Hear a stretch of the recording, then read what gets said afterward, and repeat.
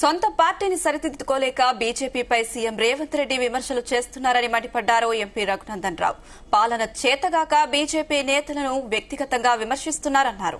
రాజ్యాంగం ప్రకారం కేంద్రం నిధులు రాష్ట్రాలకు అందిస్తుందని, ప్రత్యేకంగా బడ్జెట్లో రాష్ట్రాలకు నిధులు ఇవ్వరని రఘునందన్ స్పష్టం చేశారు. కొడంగల్ అర్బన్ డెవలప్మెంట్ ఏర్పాటు చేయడాన్ని తప్పుపడుతున్న రఘునందన్తో మా ప్రతినిధి శ్రీచరణ్ ఫేస్ టు ఫేస్.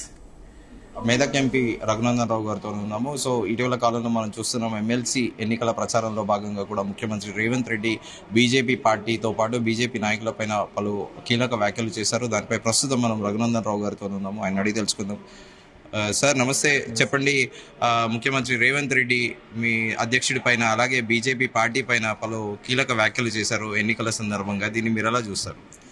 ఆడలేక మధ్యలో ఓడిందని, పరిపాలనలో తన సామర్థ్యాన్ని మెరుగుపరుచుకోలేక, సొంత పార్టీలో జరుగుతున్నటువంటి పంచాయతీల్ని సరిదిద్దుకోలేక, పక్క పార్టీ మీద పడి ఏడ్చే సిద్ధాంతం తప్ప కొత్తదేం లేదు. నిజంగా మీకు నిజాయితీ ఉంటే, ప్రజల పట్ల కన్సర్న్ ఉంటే, ప్రజా సమస్యల పరిష్కారమే మీ చిత్తశుద్ధి అయితే, మీరు ప్రజలకు ఇచ్చిన మాట ప్రకారం మార్పు తెచ్చేటోళ్ళు కరెక్టే అయితే, ఎస్ఎల్బీసీలో దిక్కున్న 15 రోజుల నుంచి ఆడున్న శవాల గురించి మాట్లాడుండ్రు. 4,000 నిరుద్యోగ వృత్తి ఇస్తామని 14 నెలల నుంచి ఎగ్గొట్టిన నిరుద్యోగ వృత్తి గురించి మాట్లాడుండ్రు. 2 లక్షల రైతులకు రుణమాఫీ చేస్తామని ఏళ్ళదాకా నోరు మెదపకుండా కొంచెం కొంచెం చేసి ఇంకా రైతుల్ని గోసపెడుతురు కదా, దాని మీద మాట్లాడుండ్రు. ఇవి మాట్లాడకుండా కిషన్ రెడ్డి గారినో ఇంకెవరినో వ్యక్తిగతంగా దూషిస్తున్నారంటేనే సప్పుడు ఎక్కువ వస్తుందంటే ఎప్పుడు వస్తుందన్నా? Empty vessels makes much noise. నువ్వు పని చేసుకుంటూ పోవాలి. ప్రజలు నీకు అవకాశం ఇచ్చిండ్రు, అధికారం ఇచ్చిండ్రు, 5 సంవత్సరాల కోసం మార్పు తీసుకురమ్మని ఇచ్చిండ్రు. ఏం మార్పు తెస్తున్నావు అన్న? మాటలేమో కోటలు దాటబట్టే, చేతలేమో తంగేళ్ళు దాటుతలేవా? అందుకని మిమ్మల్ని, మీరు కేంద్రంలో అధికారంలో ఉన్నారు, మీరు కేంద్ర ప్రభుత్వ పెద్దలతో మాట్లాడి నిధులు ఎందుకు తీసుకురాలేకపోతున్నారు తెలంగాణకి? ఇది ప్రతి ఒక్కరికి ఒక ఫ్యాషన్ వర్డ్ అయిపోయింది. నిధులు రాష్ట్రాలకు ఎట్లా ఇవ్వాలి అనే దానికోసం భారత ప్రభుత్వం, భారత రాజ్యాంగం, పెద్దల డాక్టర్ బిఆర్ అంబేద్కర్ గారు రాసిన దాంట్లో పైసల్ని రాష్ట్రాలకు ఎట్లా పంచాలని చాలా స్పష్టంగా కేటగారికల్గా రాసింది. ముందు చదువుండ్రి, అది చదివిన తర్వాత మనం మిగతా విషయాల గురించి చర్చించుకుందాం. బడ్జెట్ కరెక్టే sir, per capital Rangareddy district అనేది గుర్గావ్, నోయిడా కంటే పారుంది. ఒక్క నిమిషం అన్న, బడ్జెట్ గురించి మాట్లాడుతున్నటువంటి మిత్రులకి తెలంగాణ బడ్జెట్ చదువుండ్రి. కరీంనగర్ జిల్లాకి ఇన్ని పైసలు, నిజామాబాద్ జిల్లాకి ఇన్ని పైసలు, మెదక్ జిల్లాకి ఇన్ని పైసలని ఇయ్యరన్నా. రాష్ట్రాలకు పైసలని ఇవ్వరు. బడ్జెట్ మేము కొత్తగా ఇలా తయారు చేస్తలేము. Budget it is a system and procedure. There is a system of shedder and cowl అని ఒక పుస్తకం ఉంటుంది, పార్లమెంట్ ఎట్లా నడవాలని, దాని ప్రకారం నడుస్తూ ఉంటుంది అన్న. ఇప్పుడు ఈ విషయం వీళ్ళు అడుగుతారు కదన్నా, నేను మీ ద్వారా ఒక ప్రశ్న అడగదలుచుకున్నా ముఖ్యమంత్రిని. రేపు రంగారెడ్డి జిల్లా వాళ్ళు, సంగారెడ్డి జిల్లా వాళ్ళు, లేకపోతే మేడ్చల్ జిల్లా వాళ్ళు పైసలు ఈ 3 జిల్లాలకెళ్ళి వస్తున్నాయి, కొడంగల్కి రూపాయి వస్తలేదు. కానీ రేవంత్ రెడ్డి ముఖ్యమంత్రి అయిన తర్వాత కొడంగల్కు మెడికల్ కాలేజ్ పోయింది, కొడంగల్కు నర్సింగ్ కాలేజ్ పోయింది, కొడంగల్కు 300 ఫీట్ల రోడ్డు పోతుంది, కొడంగల్ అర్బన్ డెవలప్మెంట్ అథారిటీ వచ్చింది, పైసలన్నీ కొడంగల్కే పోతున్నాయని. మరి వికారాబాద్ అర్బన్ డెవలప్మెంట్ అథారిటీ ఎందుకు కాలేదన్న?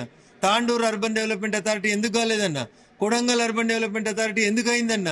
మేడ్చల్ అర్బన్ డెవలప్మెంట్ అథారిటీ చెయ్యి, మా దుబ్బాక అర్బన్ డెవలప్మెంట్ అథారిటీ చెయ్యి.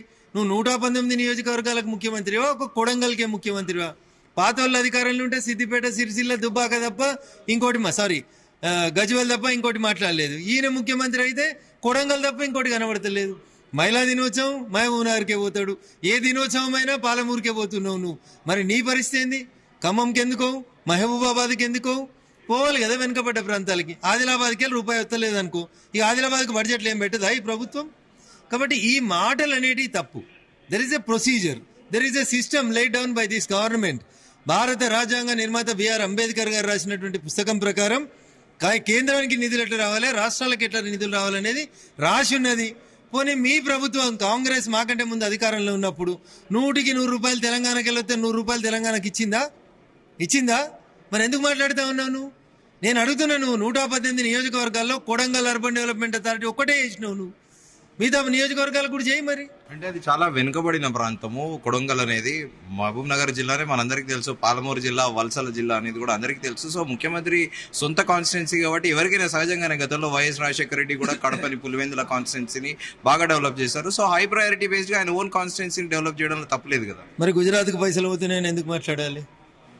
నువ్వు అంత విశాల హృదయం నీది ఉంటే నా ఊరు నేను డెవలప్ చేసుకుంటా అంటే మరి ఆయన ఊరు ఆయన డెవలప్ చేసుకోవాలి కదా. The same law applies for everybody. Siddipet అయినా సిద్దిపేట డెవలప్ చేసుకున్నాడు, గజ్వేల్ అయినా గజ్వేల్ చేసుకున్నాడు, నువ్వు వచ్చి కొడంగల్ చేసుకుంటున్నావు. అంటే ఇప్పుడు ప్రజలు ఆలోచించాల్సింది ఏంటంటే, ఆ నియోజకవర్గం అభివృద్ధి కావాలంటే ఆ నియోజకవర్గంకి వెళ్ళి ముఖ్యమంత్రి కావాలని ఆలోచించుకోవాలి. ఇదా మీరు చెప్పదలుచుకుంది? మీరు రాజ్యాంగం మీద ప్రమాణం చేసినప్పుడు నిష్పక్షపాతంగా ఎవరి మీద ఎట్లాంటి భేషజాలు లేకుండా ఈ పార్టీ ఆ పార్టీ అని చూడకుండా అందరినీ సమదృష్టితో చూస్తామని చెప్తారు. ఇదేనా సమదృష్టి? అన్ని నియోజకవర్గాల్ని సమదృష్టితో చూడుండ్రి. ఎందుకు వస్తుంది ఈ అసమానతల పంచాయతీ? రాదు. అందుకని మొదలుపెట్టింది మీరు, ఆట ఆడుతుంది మీరు, మళ్ళీ మీకు అదే ఆట మీ దగ్గరకు వచ్చేసరికి బాధ అవుతుంది కూడా మీకే. సో ఎమ్మెల్సీ ఎలక్షన్ల సందర్భంగా కూడా బీఆర్ఎస్ ఇండైరెక్ట్ గా బీజేపీకి సపోర్ట్ చేసిందని కూడా పలువురు కాంగ్రెస్ నాయకులు ఆరోపించారు. మీరు బీజేపీకి బీఆర్ఎస్ అనేది బీ టీం అంటూ కూడా అసెంబ్లీ ఎన్నికల సందర్భంగా పలుసార్లు ఆరోపించారు. సో ఇది ఫ్యాక్టా? నిజం చెప్పండి. ఇలా రాహుల్ గాంధీ గారి మాటలను వినుండ్రి. కాంగ్రెస్ లోనే చాలా మంది బీజేపీకి బీ టీం ఉన్నారని నేను చెప్తలే నన్ను, మళ్ళీ నువ్వు నన్ననేవో ఆయనతో. ఈయనేమో గల్లీలో వీళ్ళేమో బీఆర్ఎస్ వచ్చి బీజేపీకి బీ టీం అని చెప్తున్నారు. ఢిల్లీలోనేమో రాహుల్ గాంధీ చెప్తున్నాడు మా పార్టీ వాళ్ళు అంతా కలిసి బీజేపీకి ఎత్తుర్రు అని. మరి ఏది కరెక్ట్ నాకు తెలియదన్న. వీళ్ళందరినీ తీసుకుపోయి లై డిటెక్టర్ పరీక్షలు చేయించుదాం. ఎవరు కరెక్ట్ మాట్లాడుతారో ఎవరు అబద్ధం ఆడుతారో తెలుస్తుంది. ప్రజలు మాకు ఓటేస్తే, మా కార్యకర్తలు కష్టపడితే, మా కష్టానికి మాకు ఫలితం వస్తే దాన్ని కూడా ఓర్వలేని కుసంస్కారం ఏందన్న? ప్రజాస్వామ్యంలో గెలిచినోడిని అభినందించాలి, ఓడిపోయినోడు తప్పులు సరిదిద్దుకోవాలి, గట్లుండాలి. కానీ గెలిచిరు కాబట్టి వీళ్ళంతా దొంగలేనంటే ఇదేం పద్ధతి అన్న? ఇది పూర్తిగా బాధ్యతారాహిత్యమైనటువంటి స్టేట్మెంట్. లాస్ట్ ఫైనల్ క్వశ్చన్ అండి. బీజేపీ నెక్స్ట్ తదుపరి రాష్ట్ర అధ్యక్షుడు రేస్ లో మీరు కూడా ఉన్నారని వింటున్నాము, నిజమేనా? భారతీయ జనతా పార్టీ కార్యకర్తలు అందరూ భారతీయ జనతా పార్టీ రాష్ట్ర అధ్యక్షుడు అవడానికి అర్హులు. కేంద్ర నాయకత్వం ఈ రాష్ట్రంలో ఉన్న పరిస్థితులను దృష్టిలో పెట్టుకుని తీసుకునే నిర్ణయాన్ని ప్రతి క్రమశిక్షణ కలిగినటువంటి కార్యకర్త తూచా తప్పకుండా పాటిస్తాడు, ఆచరిస్తాడు. ఇది రఘునందన్ రావు గారు చెప్తుంది. భారతీయ జనతా పార్టీలో ప్రతి కార్యకర్త కూడా అర్హుడై బీజేపీ రాష్ట్ర అధ్యక్షుడు అవ్వడానికి.